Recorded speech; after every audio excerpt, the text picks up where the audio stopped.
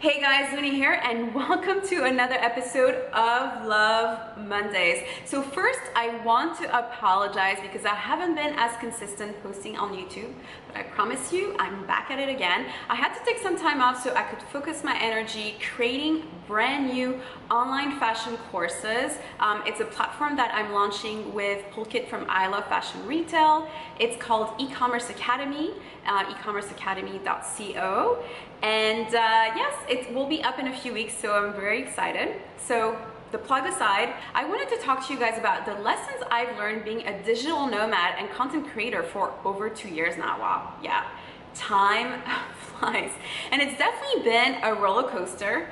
Yeah, it's interesting because the digital nomad lifestyle is a lot more intricate than the media likes to portray. So I'm gonna share with you guys kind of what I've learned along the way and also how it's shifted my business around. So stay tuned.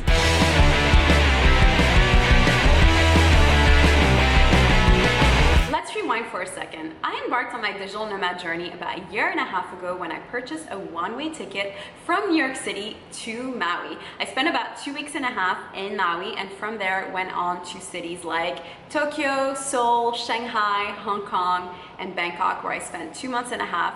From Bangkok, I went to Paris, and I've been in Miami ever since these last 8 months, dividing my time between Miami and New York City. While I was traveling, mind you, I was publishing a lot of content. I had a weekly podcast, my weekly YouTube channel. I was also trying to vlog.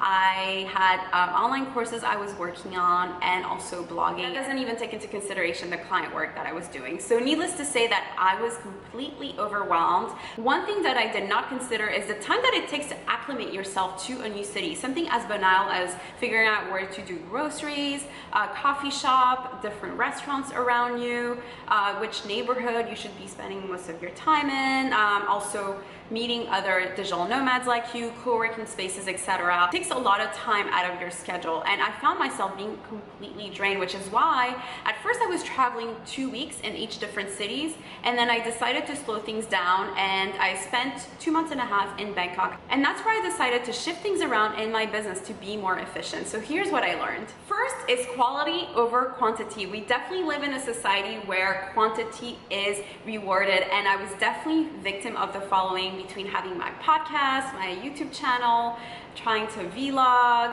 blogging, I mean, you name it. I was trying to do way too much, and of course I was completely burnt out. And I had help. I had an editor helping me. I have an assistant as well. So I personally had to kind of look at what type of content was helping my business grow, right? Like what type of content was bringing in me traffic, what type of content was helping as far as adding signups to my mailing list, etc., etc. So I personally decided to drop the vlogs because the following were taking me anywhere between 8 to 10 hours to edit. Additionally from that, I always had to take my camera with me and make sure to think about the storyline of my vlog, if you will.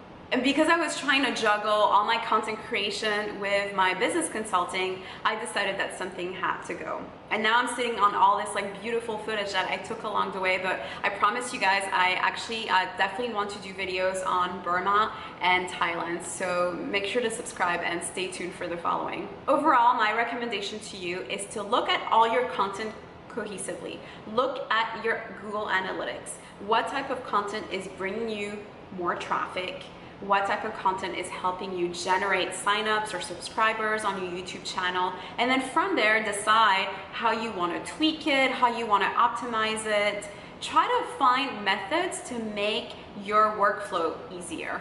Second, you need to schedule everything that you do. I had to create routines for myself. Essentially, I would wake up at 7 a.m. From 7 to 10 a.m., I would focus that time on content creation. Then at 10 a.m., I would get myself ready to go to the co-working space I was working out of, and then from 11 to 3 o'clock I would work on business work, and then from 3 o'clock to about 6 o'clock I would take a break and do some sightseeing. So obviously when you're traveling, you need to take into consideration that you want to do some sightseeing, you want to take the opportunity of being in the different country that you're in and get to explore. I mean, otherwise, what's the point of being a digital nomad? So all the following can get overwhelming. When I would come back home after having dinners with friends or whatnot, I would reply back to email to all my clients in New York City and just catch up on work as well. You really have to find a routine that works specifically for you, something that where you don't feel so overwhelmed, which is why the first point is so important. You really need to cut the things that are not necessary. You need to focus on what's generating you revenue and also the type of content that's helping you bring traffic. So again, the importance of the first point is just looking at everything cohesively and taking into account what's working for you and what's not, so you can take things out of your plate and be more efficient. Third is don't stretch yourself too thin and be realistic. At the beginning, when I was putting together my timelines and my schedules for myself, I wasn't being realistic and I wasn't allowing myself enough time, whether it's content production or even the admin tasks that I have to do, and also the time that I have to spend as far as looking for new work as a consultant.